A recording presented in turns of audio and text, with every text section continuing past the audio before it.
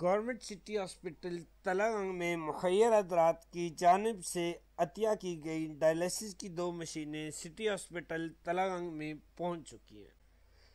جبکہ ان مشینوں کو چکوال منتقل کیے جانے کے حوالے سے بھی تلنگانگ میں خبریں گردش کر رہی ہیں، جس کی وجہ سے عوام میں تشویش کی ایک لہر پائی جاتی ہے۔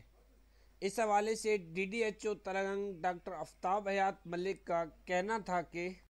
ڈائلیسس مشین کا ایشو بنا ہوا ہے، جس کے حوالے سے میرا as a DDHO Telangana clear cut واضح جو ہے وہ موقف ہے، مجھے ہے کہ ہم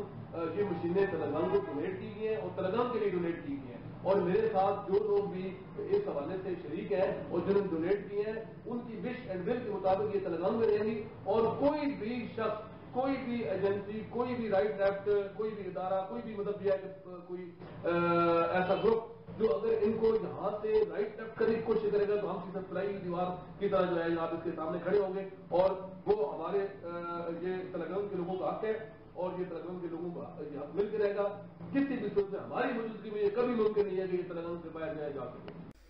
جبکہ اس حوالے سے MS city hospital Telangana doctor Abdul Razzaq کا بھی یہی کہنا تھا کہ ان ڈائلیسس مشینوں کو تلنگانگ سے کہیں اور شفٹ نہیں کیا جائے گا۔ شخص کو اللہ تعالیٰ بہت زیادہ اجر دے جس نے ہمیں ڈائلیسس مشینیں دی ہیں، میں بلکہ ہمارا پورا ڈپارٹمنٹ اس کے لیے انتہائی مشہور ہے، اور ڈائلیسس مشینیں کی جو خبر کچھ سوشل میڈیا پہ چلتی رہی ہے کہ جہاں سے شفٹ ہو رہی ہیں، قطعاً جہاں میں جس وقت تک انشاءاللہ ہوں تو چیزیں آتی رہیں گی، نہ کہ یہاں سے ہم نے کوئی چیزیں شفٹ کرنی ہیں۔ تو ڈائلیسس مشینیں ہمارا جب اسٹاف مکمل طور پر ٹرین ہو جائے گا تو انشاءاللہ تلنگانگ کے عوام کے لیے یہ بہت بڑی سہولت ثابت ہوں گی، ان کو پنڈی، اسلام آباد یا چکوال ڈائلیسس کے لیے انشاءاللہ نہیں جانا پڑے گا۔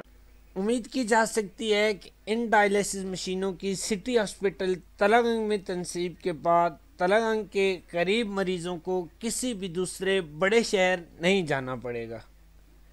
کیمرہ مین محمد وحید کے ساتھ اکرم نور چکرالوی، تلنگانگ۔